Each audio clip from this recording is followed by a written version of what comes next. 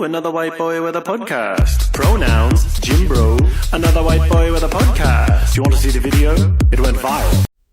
Hi Gains Gurus, and welcome to TMGP, the Muscle Growth Podcast, episode 19. I am your host, Roscoe, and today we are welcoming Dr. Michael Moeller onto the show for part 2 of his 2-part series. Dr. Moeller, known as Dr. Moe, is a naturopathic doctor and a leading expert in optimizing male hormones like testosterone for improved body composition. Dr. Michael Moeller is a leading naturopathic doctor and hormone specialist who has dedicated his career to helping men optimize their health and age gracefully. After receiving his bachelor's degree in pre-medical sciences from Southern Illinois University Carbondale in 2013, he went on to earn his doctorate in naturopathic medicine from Bastyr University California in 2017. The majority of Dr. Moeller's clinical practice focuses on testosterone optimization therapy, intravenous nutrient therapy, specialty lab testing, and regenerative injection therapies like prolotherapy and platelet-rich plasma, PRP. He is passionate about using natural, evidence-based approaches to help men address issues like low libido, erectile dysfunction, muscle loss, and cognitive decline. In addition to his clinical work, Dr. Moeller is an accomplished researcher, writer, and educator. He has conceived, implemented, and completed multi-year doctoral research projects involving intensive historical investigation. Dr. Moeller also hosts his own podcast called The Michael Moeller Mentality, where he shares his expertise on men's health, hormones, and optimal aging. When he's not in the office, you can find Dr. Moeller in the gym, hiking in nature, or spending time with his family. He is known for his bold, passionate, and enthusiastic approach to helping his patients achieve their health goals. Whether you're dealing with joint issues, want to build muscle, or simply optimize your hormones, Dr. Moeller is an invaluable resource. In today's episode, we can look forward to insights from Dr. Moe related to peptides like BPC 157, CJC 1295, creatine, and semaglutide, big pharma and its dark side, alcohol, the importance of educating people and allowing them to make informed decisions, TRT, effects of low testosterone, growth hormone, benefits of healthy testosterone levels, muscle accumulation, and its benefit for longevity and health. Hey Gains Gurus, before we dive into today's episode, we have a special shout out to our sponsor, Heart and Mind SA. If you're looking for a delicious way to boost your workouts, their creatine gummies can be found on Takealot and are the perfect fit. They're not just effective, but also a tasty treat you can look forward to every day. So, fuel your gains with Heart and Mind SA, where your heart, mind, and muscles come together. If you are injured or in recovery, check out theinjuryconsultant.com and consider getting a free consultation to see whether I can help you heal, restore, and thrive.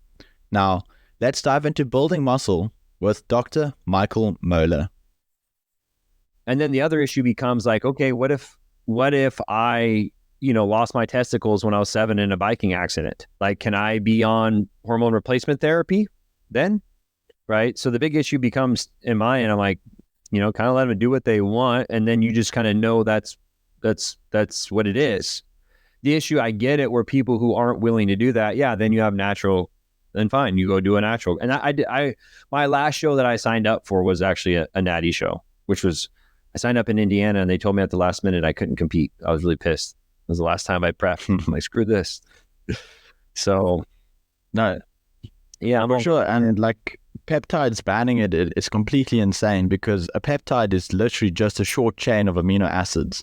There's nothing more to it. It's incredibly selective, probably very safe, and anecdotally very safe. The issue is that we can't do human trials on them because they're illegal in a lot of instances, and it's absolutely bonkers that they are, because it's like you said, we already have them naturally, and so it's bio-identical, same as testosterone, and it's like, how can you ban something that you have naturally? And it just it just doesn't make sense to me. Same with creatine, like you get it naturally from a steak. But now if no one's going to eat 5 steaks to get the 5 grams or get 1 gram from a steak. But now it's like, it's just completely insane. Yeah. And I will clear up, I do think there may be, some of the peptides can do different things, right? And there is a level when things are naturally produced, you can go too far, right? Like the GLP-1 agonists are now, right? The semaglutide, the what's the other one? The trizipatide. You can overdose on anything, though. You can overdose on. Yeah, I mean that's kind of the thing. Is like, you can have too much water and die. Yeah, and that's what they're going to use as kind of the scapegoat. Ultimately, is like that there are bad things. I'm like, bad things can happen from all things. You're actually better off just educating people, right? Like alcohol. That's so bad. That's straight up poison. There is nothing good that comes from alcohol. Nothing. Like maybe you can argue like something in a very small dose, but ultimately very little. Yeah. I don't. And I'm even that way. I think a lot of the red wine studies people, like it's the polyphenols and the antioxidant. It's not that. I don't know. I could maybe, and again, I'll just always play devil's advocate and steel man. Like maybe a little bit of alcohol works on the GABA receptor. So if you're stressed out, calms you down. Maybe a glass of wine at the end of the day just helps. Yeah, but you're right, man. To me, it's like your liver enzymes messing up your. It is poison. It's straight up poison. Don't drink. And yeah, I'm not happy about the peptide thing. And the funny thing, again, is how many people have died of BPC 157? Not like none that I've heard of. They did a study on CJC, okay, which is a growth hormone releasing hormone. They did an early study, and I think one guy died, and then they stopped the study. And it was like he died of a heart attack for completely, like, how do you... It would be completely unrelated. They've conflated it. Yes. Yeah. But I'm just saying, besides that one study of the CJC and they stopped it, I've not heard of, anything really negative, versus, and if it did, we would know, right? Because it'd be like, 10,000 people this year died of BPC 157. We need to ban it. It's like, I haven't, heard of that. And that's CJC 1295. Yeah. They did have a study, and I think it was like off the top of my head, I feel like it was a South American study, and a guy died, and they're like, stop the study. And then like 3 months later, like, yeah, he was 62 and had a heart attack. Like, and nothing, but it's enough. And the other thing with that is that it's harder to patent that, right? Like a BPC and a natural, you can't patent. Yeah, you can't. You can't patent this. Yeah, and that's big pharma. Yeah. And then who's going to pay, right? Who's going to pay to research it if they can't make money from it in the long term? That's going to be the biggest issue with all those things. The big pharma, it's hectic. Beautiful. Aging as the disease. I'm in on that. That's for sure. Yeah. That we need to fix that and move, as Dr. Peter Attia says in his book, we need to move towards medicine 3.0, which will be focused on prevention rather than treating symptoms. Yeah, exactly. I agree. But like there was a big publication from one of the big pharmas that was on cancer, and it's like, is it a good business model to cure cancer?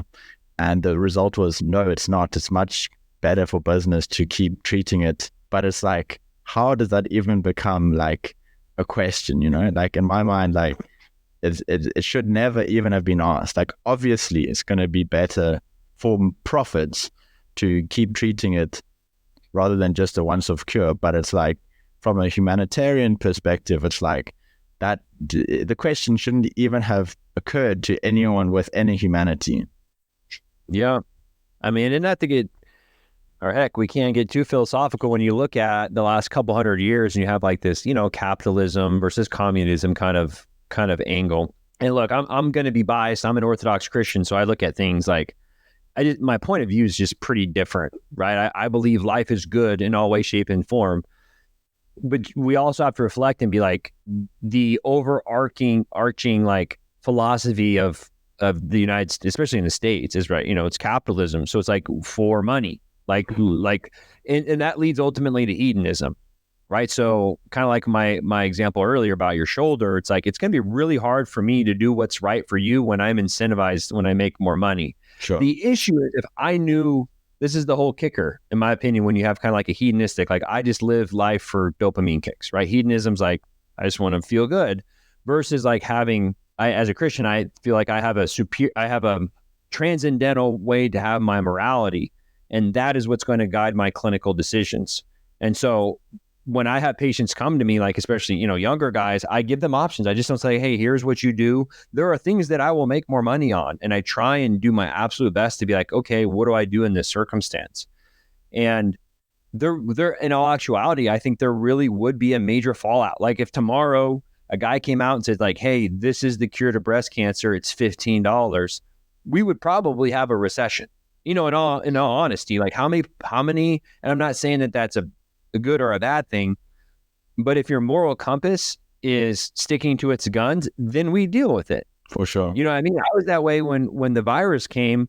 They were like, hey, this is how bad it is. This is how contagious it is. I'm like, let it do its thing. I don't know what to tell you, because I know everything else is going to cause way more collateral damage. You want to shut it down? In all honesty, I was probably 20% in favor of that first couple of weeks. Cool, let's just shut it down. That makes sense. Lay off the hospitals, lay off the medical, like until we know what's going on. All right. I'm not for it, but after a couple of months, you're like, dude, this is dumb. Like we're destroying our mental health, right? We're destroying all these other people are losing their jobs, people are losing their minds, relationships are being destroyed.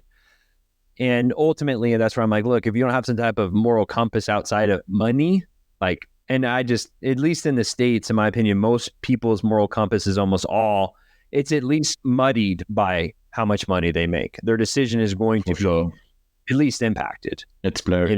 So it's tough. And I think that's going to be our generation's, these next couple 20, 30 years, major issue is figuring that out. And how to fix it. Because I just want to say 100 to 200 years ago, that wasn't as big as a problem, right? If you're a blacksmith somewhere or you're a farmer, in the American dream, and I've seen this, I was in a small town farm, and I moved to LA about this whole idea of making money and all. Like I saw a quote, like boomers are kind of the first generation that wants to be better than their kids, like make more money and have more money and do all these things, where 100 years ago, that wasn't really, I don't think that was the everyday person's mind of like, I need a house in Florida and California and New York, where now people are growing up with that. And then, that's what's, I think, really infected our whole medical care system at the end of the day. And it's tougher too, because as young doctors, they're coming out with $250,000 worth of, and that's a whole other conversation, the school, the education system, the debt. Yeah. And it's so bloated on the administrative end. Like it'd be different if these docs were, if I spent $250,000 and I came out and I could do brain surgery, but no, now you got to go do. Yeah, that's just basic. Yeah. You got 10 more years of school, bro, or 10 more years of training. So it's not that you shouldn't, I'm just saying for the time. Yeah. Especially for the brain. Yeah. Because I get you. They did I think they've compared it like a school teacher in the United States versus a doctor. And I think it's up until 50 per hour, the teacher has actually made more, considering like, okay, they have summers off, they have a couple of days off, where, as a resident, you're working 60 hours. You're not, by the time I got out of school, a lot of my friends had been working for 4 to 6 years and they're making 60 or 80. It's like, you're so far behind. Like your life doesn't get started until your late 20s or early 30s if you're a doctor, where you go and get a 4-year degree as an engineer, you come out at 22. It's like you've been working for 10 years by the time that brain surgeon's able to do his own thing. So, no, I get you. You. Well, let's go back to testosterone. Yeah. What would you say is the minimum effective dose? Minimal? In general. Right. So let's just say, I'm trying to give you some pretty raw numbers, right? Like there's a pretty big study, and I think we talked about this one, where it was done in 96. They had 40 guys and they did exercise, testosterone, placebo, testosterone, exercise, testosterone, and exercise. And they gave those guys 600 mgs of enanthe a week, and those guys all came back with a total around 2,000 to 3,000. I think it was like 2,500. In the States, most often, 200 milligrams a week is going to be, if I go over that, the pharmacist will ask me. They'll be like, why are you giving 250 milligrams a week of testosterone? That's uncalled for. I personally, there's times when I've done 200 a week and gotten I'm up 1,500 to 2,000. But I've also done, maintenance doses around, 40 milligrams 3 times a week. So 120 mgs, and it'll still come in 700 or 800. So when guys come to me, it kind of depends on where they're at. I usually start with conservative lower doses because I'd prefer to be low and go up. Titrate up, Then shoot them to 1,500. You get secondary erythrocytosis, which again, we can talk about if that's an issue or not, but mood, estrogen, anxiety, all these things that you got a guy who's at 200, you throw him on 200 mgs of test a week. He'll probably have some side effects just because of the beginning of the fluctuations of everything. So I'm usually starting guys out on like 40 mgs 3 times a week, or 70 mgs twice a week. So 120 to 140 milligrams.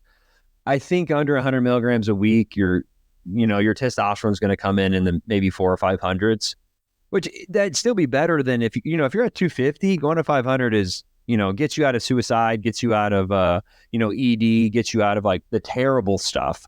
So if that's the best your doctor is willing to do, okay. But I would argue if you're going to be on TRT, like you might as well at least be 700 to 900 at the end of the day. And I don't think there's a doctor that can argue that that's terrible in any way, shape, and form because it's still in the reference range. But you're going to feel significantly better going from 300 to 900. Can we elaborate a little bit on those effects of low testosterone? Oh, yeah. I mean, usually you kind of have like you can just look at the difference between an 18-year-old, the 30, 40, 50, like just think about that, right? As you're aging, you're dropping, 1% to 2% a year, right? And so I tell guys 0 to 20, you're growing. And 20 to, if you live to 120, you're slowly falling apart. So that reference range is met when you're, 18 to 20, you're at, 1,000 to 1,200. And by the time you're 80, you're down at 200. So, what is an 80-year-old man statistically kind of look like, right? Kind of like an 80-year-old woman, right? That's one thing that you see as the genders age, they look more and more like each other because their hormones are becoming more similar. In the same way you have a baby, right? When you have a baby first coming out, like as it's developing, besides its sex characteristics, a lot of that, right, when you're 12 or 13, that testosterone in that guy, like 10X's, where with the woman, it doesn't do as much. And that's why we get all these, right? So optimal testosterone, you're going to have muscle mass, energy, drive, libido, everything I'd argue that makes a man and a good man. And then as you teeter down, it becomes a level of that, right? So, slowly less energy, slowly less drive, slowly less, libido.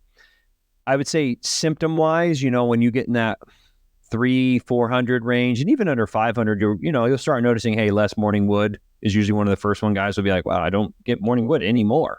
Maybe it was every morning and then it's every other morning and then it's once a week and then you just don't even notice you have it. Less drive, less motivation, harder time putting on muscle mass. Like in that study where they gave guys testosterone, the group that just took testosterone put on as much, if not, their bench press was slightly better than the group that actually worked out. When we think about that, you see a 12-year-old and then you don't see him for 4 years and he's 16. You're like, dang, dude, like you've been working out, as I know, his testosterone is literally telling his body to put on muscle mass.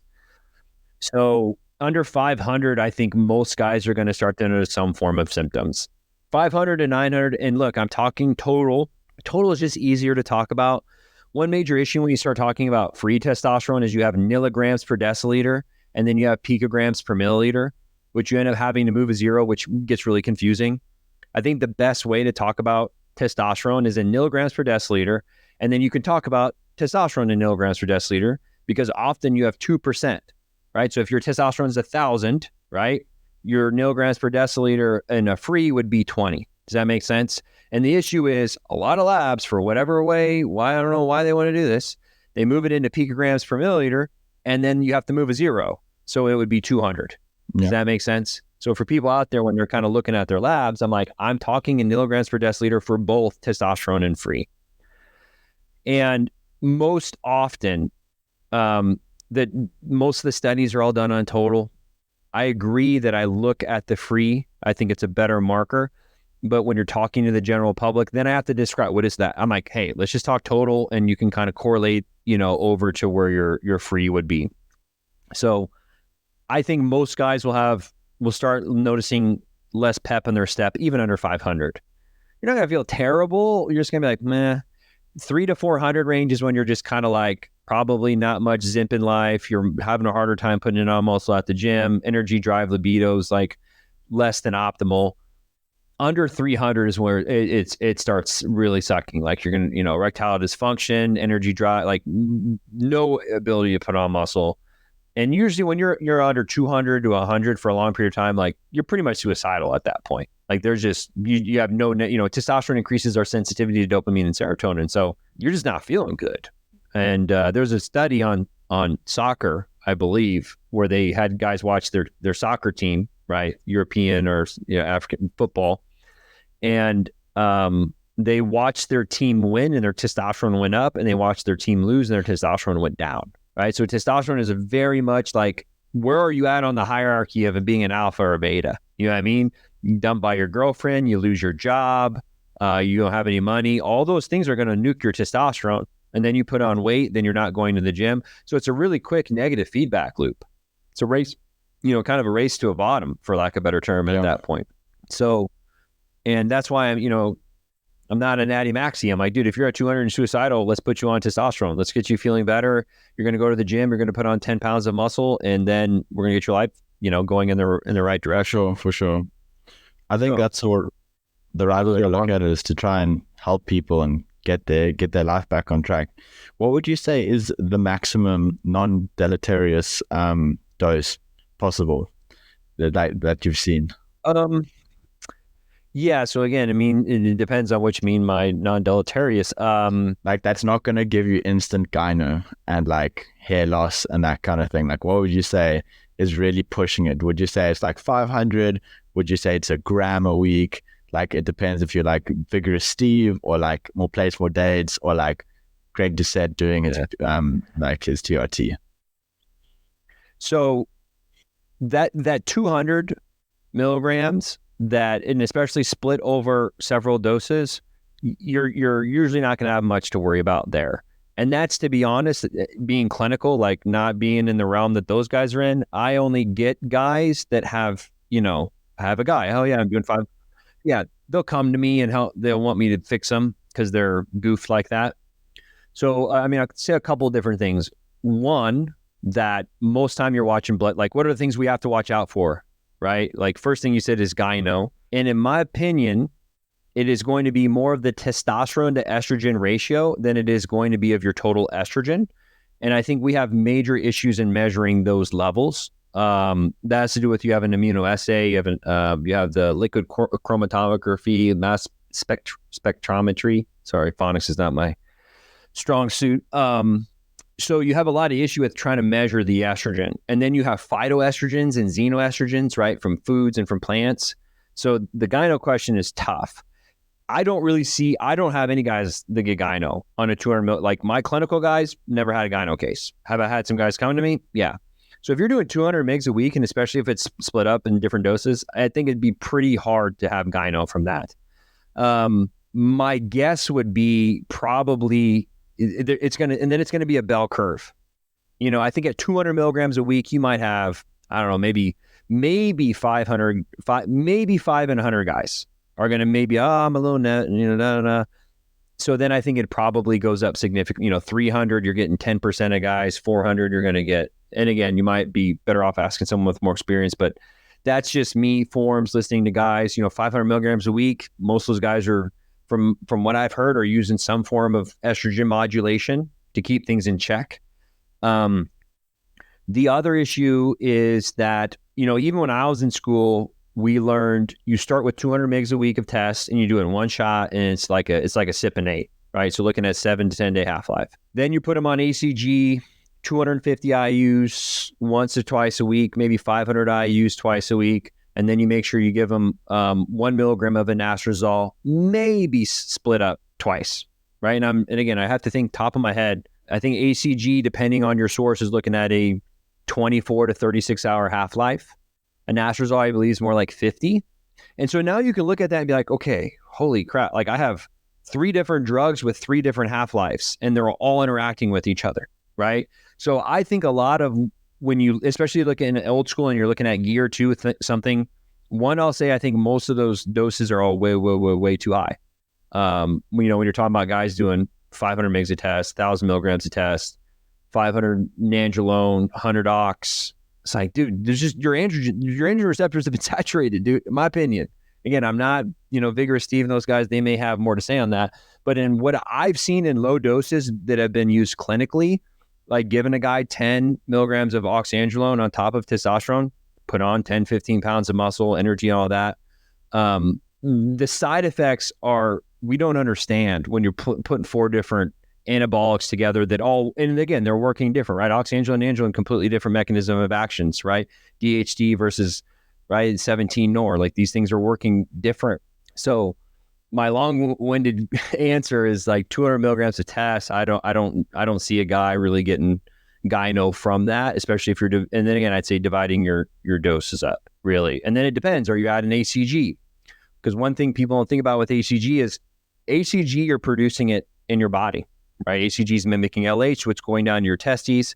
And the issue with that is, and I think this is pretty well documented, you have your aromatase, testosterone and estrogen, right? That enzyme in your testes, and then your 5-alpha reductase, which turns testosterone into DHT. So producing 500 testosterone in your body versus exogenous, you're going to have more conversion into estrogen into DHT. I'm pretty sure that's pretty well documented, and it's been shown when you take DHEA, you'll have more conversion into estrogen as well. So, again, a little nuance. The guys don't think about that. They're like, I just started taking ACG, 100, 200 IUs a couple times a week, and then they blame the testosterone for their gyno. It's like, well, you've upregulated your estrogen production because you're endogenously producing more on top of what you're already injecting. So what do I want to say? There's multiple moving parts in that pharmacology. Each other. That makes sense. Yeah. And it's hard to figure out what's doing what. If you want to talk about another example is when people are taking psychiatric meds, they're taking 2 different SSRIs and they're taking a neuroreuptake inhibitor and they're taking out. It's like, man, I don't know what's doing what. And I think if any doctor's telling you they know, they don't, because you're mixing 5 different things. There's not studies that do that. No, that is, one of the best points. I love that. People talk about, safety or whatever. And it's like, give me, how many people in America, I forget what if it's like a statin, we'll just say a blood pressure med and a diabetic drug. There's like no studies mixing those 3 things together and telling us they're safe. But testosterone is dangerous, Yeah. Be careful. That's wild, in the Wild West out there. So in terms of like, let's quickly run through some like doing TRT safely. So we mentioned like the dosing, that's a very important thing. Maybe adding in some HCG for testicular size, and then like TRT supplements. What would you say are important TRT supplements, or is it not really that big of a deal? When I start, guys, we start on just testosterone. I don't do aromatase inhibitors. I don't do ACG. I don't even do supplements because I want to see how you feel on that. One of the issues is if I put you on TRT and even ACG and you get acne. I've had guys have premature ejaculation off HCG. It really increases DHT and it can really help with the sex drive, right? There are people that will also start 5-alpha reductase inhibitors, which again, I don't touch those. Those are ones I really stay away from. So, testosterone, start with that and then see where you're at. Do labs in 6 to 8 weeks. If you're not doing lab, like I've never seen a guy mess up his liver or kidney function. You should run a CBC and a CMP. One of the more controversial areas is going to be blood thickness, right? You get testosterone increases erythropoiesis. That's the process by which we create red blood cells. Now, the old school way was like, oh, blood's thick, donate, right? Issue with that is if you overdonate, you can go anemic. The opposite end now, people are saying, well, hold on. People who live at higher elevations, Lance Armstrong took EPO, TJ Dillashaw took EPO, athletes take EPO to increase their oxygen. More oxygen, good, ultimately, is their kind of thinking. I'm somewhere in between. I think, number one, donating blood once or twice a year, there are studies showing that can be definitely beneficial. And if I can keep your hemoglobin and hematocrit in a normal range, why wouldn't I? Just to stay away from controversy. The more progressive people are like, don't worry about it. And they're just like, well, the doctors are confusing what would be called, we call it secondary erythrocytosis, which means that there's another process that is causing you to create more red blood cells versus there's a cancer called polycythemia vera, where your red blood cells start popping out a lot of more red blood cells, but you also increase the amount of clotting factors that you produce. So that causes more issues with cardiovascular disease. The thing that I'm probably most concerned about is that if you have a higher hemoglobin and hematocrit, I think your blood is slightly thicker. So that will be harder on your heart and specifically your left ventricle. So over a longer period of time, I would think that may cause hypertrophy of your left ventricle. So the cardiovascular thing is, you want to talk about safety, that's going to be up to every individual. And that's why you should talk with a provider that you'd feel comfortable with figuring out your plan with that. Right. And then also if you're modulating your estrogen, cholesterol, right? You drop your cholesterol. What happens to menopausal women? Their cholesterol panels go very suboptimal, right? Their HDL drops, their LDL goes up. So if you modulate estrogen, I just don't touch it. You need estrogen for your bone health. You need it for nitric oxide. It's in a good ratio is good for your libido. Yeah, can too high give you gyno and maybe make you, I tell guys like, you see a dead bunny on the side of the road and you start crying, we can talk about modulating your estrogen then. And up until that point, like, you cry at your daughter's wedding or whatever, I think that's good for a guy. You should have, some form of like emotion. Yeah. And too high of estrogen is too much. Too low of estrogen, you're numb. Right? I've had guys, they're like, they're on too high of and that's the other issue with the aromatase inhibitors. They're just super powerful. They'll take your estrogen from 60 to 70 to under 15 almost instantly. So, those are the main thing, right? As a young guy, you got to be worried about fertility, right? First thing, worry about fertility. You're on TRT, it's going to shut your gonads off. It will come back online. Never seen a guy not be fertile. Arnold, Sylvester Stallone, dude, bodybuilders, they're fine. They have kids, man. You don't have anything to worry about. T-Bomb just had one, didn't he? Yes. Right. So go down the list of every person in Hollywood too. They're all saucing. Yeah, for sure. Yeah, I completely agree. Yeah. Chris Hemsworth in that Thor movie looked good, dude. No, unbelievable. Yeah. he was just shy of being bodybuilding stage ready. Just shy. No, dude. His I was jealous. Yeah, I'm also jealous. I think every guy in the world who saw that movie was jealous. Look good, man. No homo. The reaction from the woman in the movie, like that was a realistic reaction. Yeah. I think she fainted. I don't blame her, man. I don't blame her. Yeah. Right. So those are the main, right? Fertility, blood thickness, estrogen. At this point, you're probably familiar. The prostate cancer myth's been pretty much debunked. Once you hit about 250 milligrams per deciliter of testosterone, your prostate's pretty much saturated. So can you nuke it down to zero and it may be beneficial? Yeah, but at that point, I'd argue you're better off dead than having a testosterone of zero. Me personally, I would prefer that than be on Lupron, which is again, not medical advice. Get prostate cancer, go talk to a doctor, but I'm not taking it. I wouldn't do it. And then past that, right, acne, balding, that's going to be super individualized. I tell guys with hair loss, if you're already thinning and you get on testosterone because you have DHT receptors on your hair follicles, you're probably going to speed it up slightly. What happened to me is like I lost, like I feel like I shedded a little bit. My body fat balance, I got most of it back, but it did speed up my thinning a little bit. I get you. Yeah, same thing with acne. It's like hit or miss with people. And minoxidil? I think it can be helpful, right? At the end of the day, you're basically vasodilating and causing more blood flow, right? More blood flow, more nutrients. I think that if you can deal with it for hair loss, most times you're going to be better off applying it topically because you don't want systemic side effects.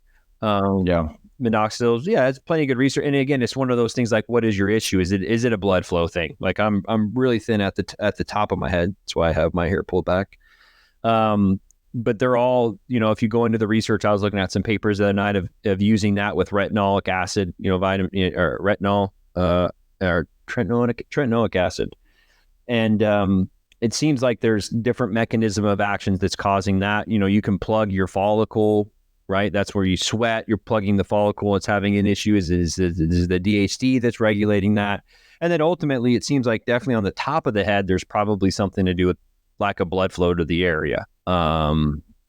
So they're worth trying out, I think, for most guys, but it's a kind of a low-hanging fruit. I got like black bags under my eyes from taking minoxidil. Topically? No, that was oral. Oh, okay. Yeah. Okay. Topically, I agree. I think take a topical. I tried a lot of them. There's a pain in the ass, man. Like whether you do a foam or you do a dropper, and then like I can get dandruff pretty easy. So just get a spray. Yeah. Even that, teach their own. I got to be honest, I did a transplant. Hey, it looks good. Thanks. Yeah. No, I'll be 2 years in November where I did they pull out and they plug them in there. Yeah, I was definitely. If you go back and look at my other ones, I was pulling up here, and to be honest, I was doing it more on the top, but I can just pull it back over. So there we go. It looks like a Viking, so it looked good. Thanks, bro. That's what it's going for. No, 100%. So we have a question here from a listener or audience member. I know it's not live right now, but they wanted to know about the prevalence of doping or performance enhancement in women. A lot of people think that women don't use gear, and I agree. Most of them probably don't use like testosterone, hopefully, but I think that most influencers who like are incredibly like sculpted and toned and all the rest, I don't think they're doing that naturally.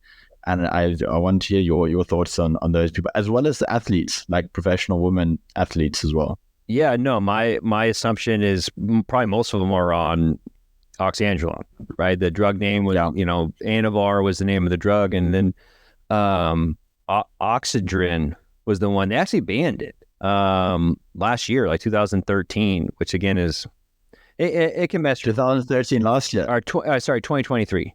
Yeah, Oxygen was the name of the other, right? I think it was originally Anavar, because they do that with the drug, like Nandrolone Decanate is generic, and that's a Decadurabolin, right?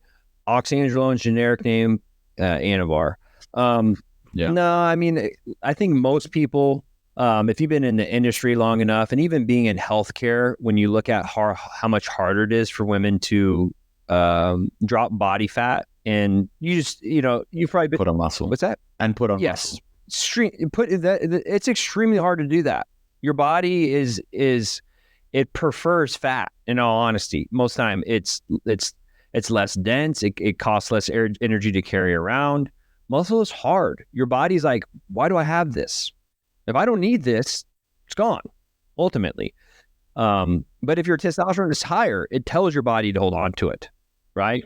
And then specifically with oxandrolone being a DHT derivative, right? I usually talk about DHT as kind of like testosterone's meaner, stronger, older brother, right? You can definitely cause more side effects, but when you want to talk about muscle mass, sex drive, and that's the other thing is like the anabolics help so much with that, right? Anyone who's ever taken anything like oxandrolone versus a testosterone will tell you like, yeah, the drive, the energy, the positive feedback. And so you want to talk about, a bikini competitor being able to eat. I remember when I did my first show, she's like, yeah, I've eaten, and again, I don't recommend this, her coach, whole other conversation. She's like, yeah, I've only eaten broccoli and tilapia for like 3 weeks. I haven't pooped for 3 days. And I'm like, that's unhealthy. I'm not a bodybuilder, coach, but is that what you have to do to compete as a girl? Like, I'm not doing that. No. But yeah, I mean, I think it's almost physically impossible, maybe when they're in their younger, in their 20s, but you're probably familiar, like they're not cycling anymore, right? Their cycle is often messed up. And in women, it's completely different because with guys, we have this every day, right? Testosterone goes up, falls down. With women, you have a whole, their follicular cycles in the beginning, and then their luteal, like it's completely different. So I would assume it's almost dang near impossible for them to modulate that. And when you want to talk about estrogen progesterone ratios, like before a show, even like you're going to be holding or retaining more water. So yeah, I'd argue any woman that's anywhere under 10% is probably manipulating some hormones, right? 10 to 15% for women is extremely difficult naturally, and maintaining muscle mass.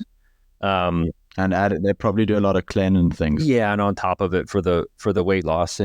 But again, they may even, I'm not all that knowledgeable. I have a couple of patients that have come to me, and it's usually talking to guys like you that, hey, my girl's got a show and she's taking this, and this. Is this dangerous? Yeah, I mean, it's not great, but getting in a car. Gotta do what you gotta do. Yeah, I mean, you drive to work. You life is risks. It's dangerous. Yeah, so it just depends on what risks you deem necessary and unnecessary. I can tell you that's 90% of what I do when guys come to me for TRT is like, here are your risks, here are your benefits, things to worry about. What do you want to do?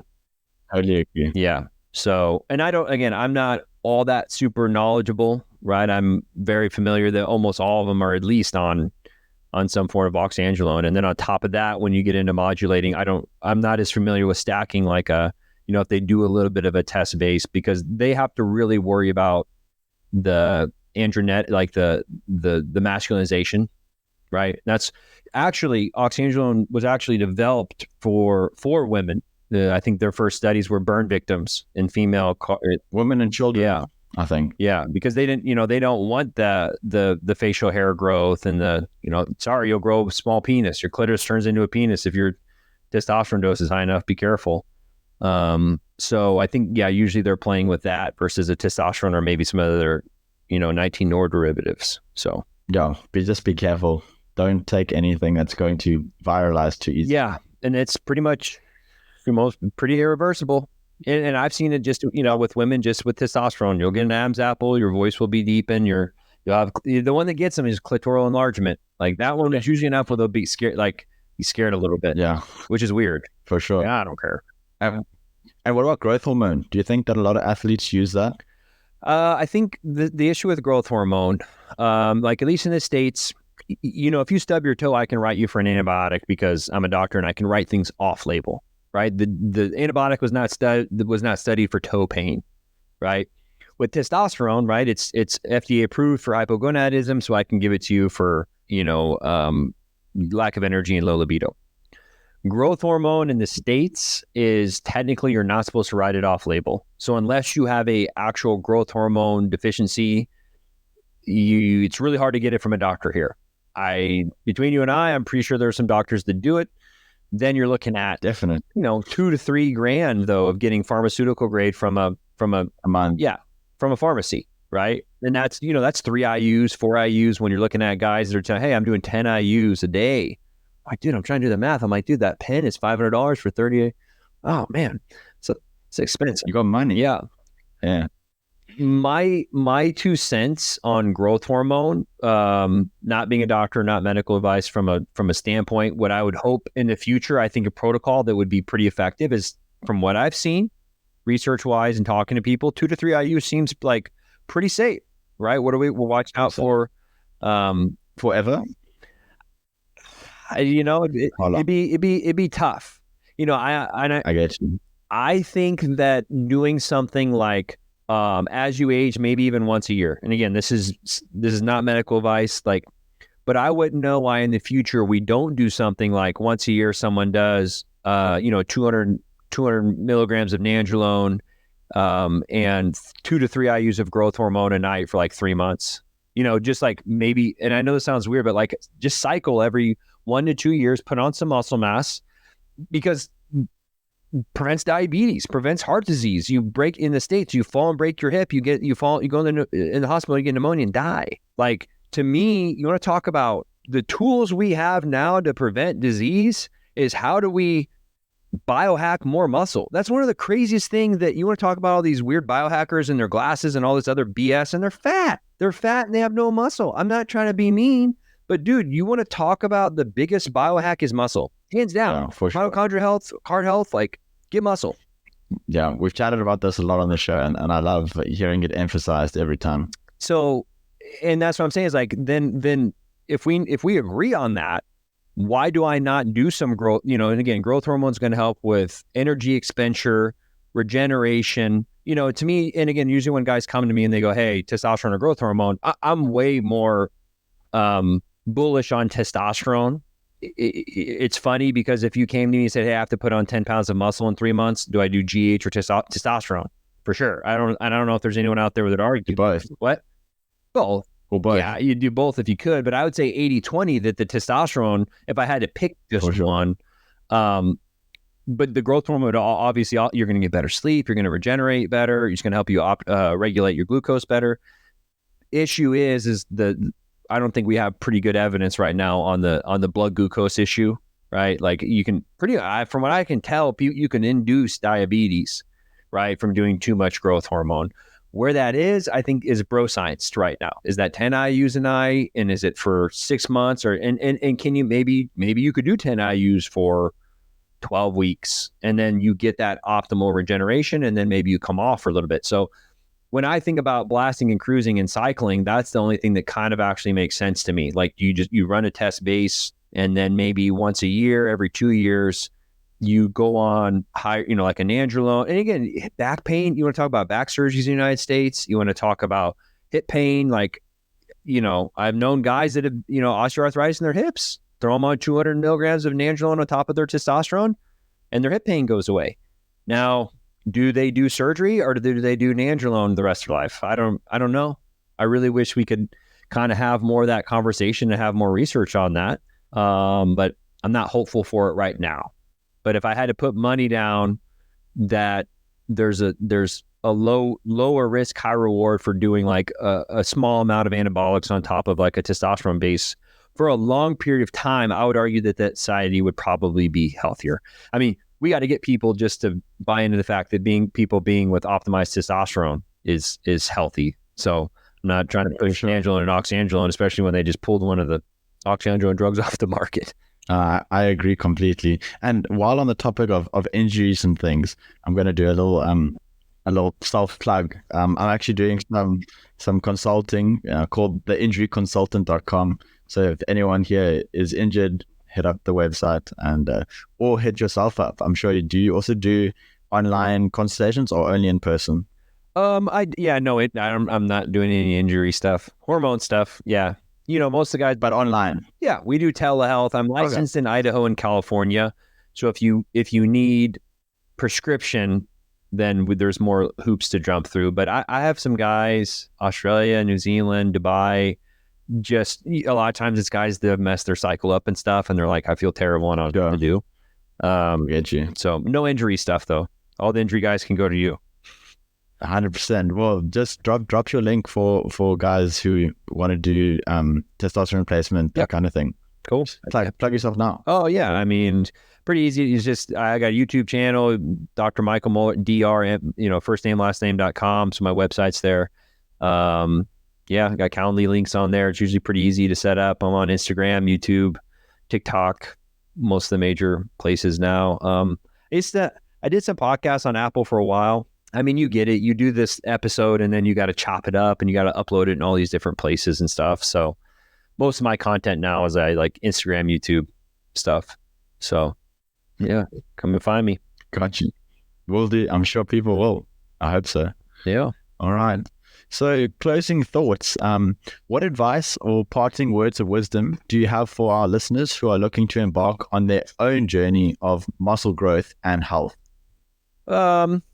I'd say always is just be goal oriented, right? I think there's, for me, putting on muscle, I found nothing more beneficial, which I'm not good at doing, but when I do, is a workout log. Yeah, I mean, like there's plenty of times I go in and I just like, okay, today I'm going to do 4 sets of this, da da da da da. But when I actually have my workout log, number one, it keeps me focused in the gym. And again, you guys might be doing stuff like I work out alone right now, and I'm kind of in this hypertrophy. I go in to get a pump. I just go in to feel good. This is more of a longevity thing. I'm not trying to get 22-inch arms. But yeah, I think it's maybe at 55 you will. Yeah, I mean, we'll see, man. We'll see. I'm happy where I'm at now. I just look at it a longevity game. I need my brain, to have podcasts and chat with people at the end of the day. So just be goal oriented. Why are you going to the gym? What are you doing? Put some goals down. That's always what's going to, keep you in line. And then I'd argue you filter your reality that way. Like you're going to be looking for things, right? You've heard that, oh yeah, I want to get this new Jeep Wrangler. And then you drive around, that's all you see is Jeep Wranglers, right? So definitely staying focused on your health and, ultimately being an advocate for yourself, right? Be advocate for yourself, have your goals, go after them. And I'd say those are probably two of the bigger things for most of, at least for my patients, right? It's two of the bigger things we talk about. So I love the message. So stick to your goals, decide on your goals, stick to them, and then stay focused. I love the message. So thank you so much. And do low hanging fruit, if that's putting your gym bag in your car. Like I have so many low hanging fruit. Like on my phone, like just so I stay off my phone, I actually have I don't know if you know, St. George the Dragon Slayer. I have this little bookmark, and I actually put that on my phone. So when I wake up in the morning, like it reminds me to pray and reminds me to stay off my phone. Right. Or whatever that, low hanging fruit for yourself. Like you've probably heard that, like put your gym bag in your car already packed the night before. Right. Whatever gets you to do things. Like if you have to reward yourself, I'm a rewarder too, man. I'll have a couple cups of ice cream after I get a good leg workout, So, Put get the dopamine kicks. They definitely help. No. Atomic Habits, Carl Newport. It's a good one. Yes. A lot of Atomic Habits stuff. Yeah. And we talked, Tim Ferriss has got a lot of those 4-hour, 80-20 principle stuff at the end of the day. So you got to do stuff too that you can also maintain. I think that's the most important. Right. If that's diet or consistency, maintenance. Absolutely. Yeah. And again, that comes down to knowing yourself, and that's when you pick your goal. And sometimes that changes too. Like there's still a lot of ego in me. I'll want to pick up some weight. I'm like, man, I can't. What's more important to me? Squatting X amount today or being able to walk next week because I tweaked my back. Yeah, I get you. So figuring out those goals, be disciplined, low hanging fruit. So, and then make it applicable. Fantastic. Thank you so much for your time, Dr. Moe. Hey, I was glad to be here. Anytime you want to do it again. And it was my pleasure. I hope everyone found it fruitful. Goodbye, Gains Gurus. Thank you for listening, and see you on the next episode of TMGP.